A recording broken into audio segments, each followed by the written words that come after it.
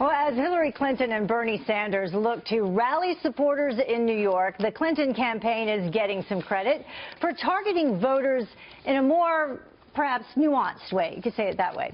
U.S. News and World Report writing about the strategy, saying this, quote, Clinton's events in the Empire State routinely focus on a particular subset of voters, allowing her to narrowcast a specific message that resonates with them.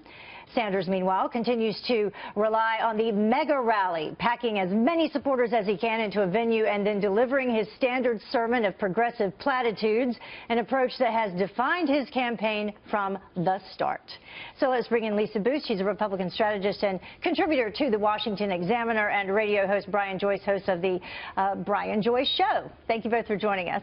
Hi, Heather. Thank you. All right, so is bigger, better, or smaller smarter? Lisa?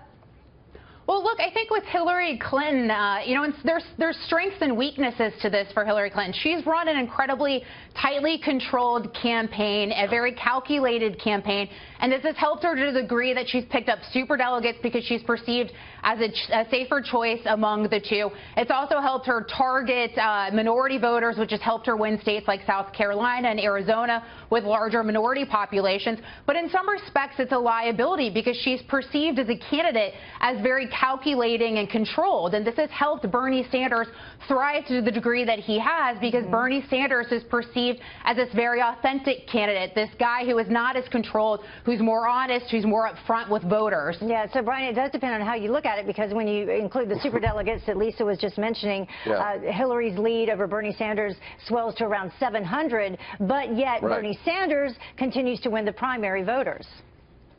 Well, I think it'll be interesting to see how this all plays out. We all know that Bernie is very popular with the young voters, as you mentioned, and he's bringing in huge crowds to all of these rallies. But Hillary Clinton and Bill Clinton, the Clintons as a whole, they've always been very popular with the bread and butter of the Democratic base, whether it be labor unions or minorities, African Americans, women.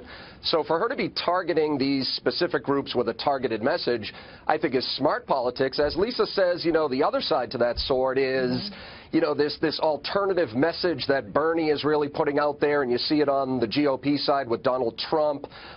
That's attracting a lot of voters, too. So I think it's really a question of who has the message that appeals to more voters, and also who shows up to vote in New York. Exactly. Who shows up to vote? And when you have Bernie Sanders leading with younger voters, you wonder if they will, just show up at the rallies or if they will show up and vote. Lisa, what do you think? Well, look, I think those younger voters are attracted to Bernie Sanders because it's back to the authenticity factor. It's back to the fact Hillary Clinton has long had the problem of likability. If you remember during the 2008 ABC debate, Barack Obama had that infamous "she's likable enough" comment, which is sort of stuck with Hillary Clinton. But a lot of Hillary Clinton's problems lie with herself. It's just it's who she is. It's the fact that she comes across as calculating. It's the fact that she doesn't come across as likable. We've seen this in focus groups.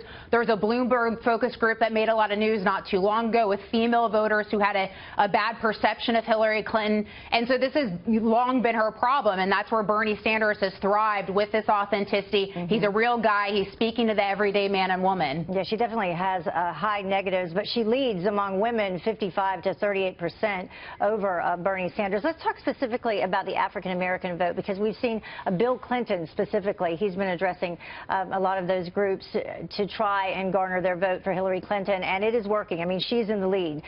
For black Democrats in New York, the primary voters, she leads 65% to Sanders 28%. So, Brian, can Sanders possibly win New York without that, demographic? I don't know that he can. Now, as Lisa says, it definitely helps Bernie that he comes off as very authentic. Now, of course, the irony to politics is, and Lisa would probably agree with this, is that authentic doesn't always win at the end of the day. And Bernie is a very authentic guy, and he's holding a big rally tonight with Vampire Weekend, and we all know the young kids love Vampire Weekend, but again, at the end of the day, who has the message that appeals to more people who actually turn out to vote? And I think that might be Hillary Clinton. Well, and to let everyone know at home who don't, Vampire Weekend is a band. So, got to clear that up. Got to clear that up for some of our viewers. Thank you both for joining us, Lisa and Brian. Appreciate it.